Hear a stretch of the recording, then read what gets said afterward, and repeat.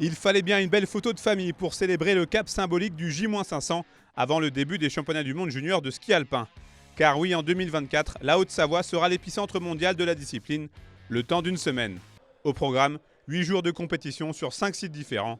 Morzine-Avoria, Léger, Saint-Jean-d'Eau et Châtel. La force, c'est qu'au cœur du Chablais, on a 12 clubs qui sont tous partie prenante. On a besoin d'un territoire qui est les Portes du Soleil et la Haute-Savoie.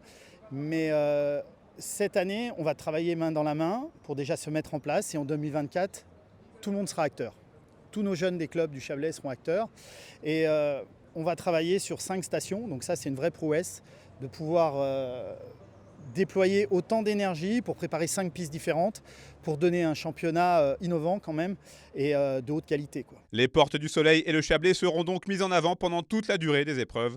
Morzine sera même le centre névralgique avec le village olympique qui hébergera les délégations. Un an après les mondiaux élites qui auront lieu en 2023 en Savoie, les championnats du monde junior sont une nouvelle preuve de l'excellence du savoir-faire français. Ça me rend très fier des organisations déjà en montagne, parce qu'il faut parler du territoire de montagne, c'est important.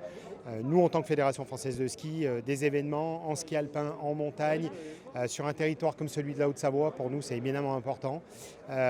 Également préparer des générations futures de champions, c'est de ça qu'on parle, championnat du monde junior, ça a une importance qui est très haute pour nous en matière de formation. Alors que la décision concernant les championnats du monde de cyclisme 2027 sera bientôt dévoilée, le département de Haute-Savoie affiche une nouvelle fois sa volonté d'investir dans le sport de haut niveau avec cette compétition. Une enveloppe de près de 500 000 € devrait être allouée.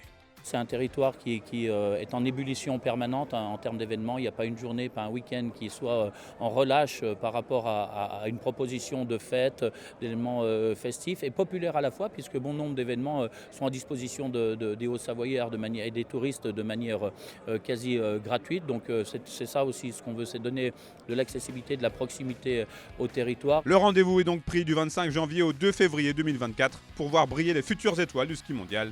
Les Bleus, eux, seront attendus au tournant.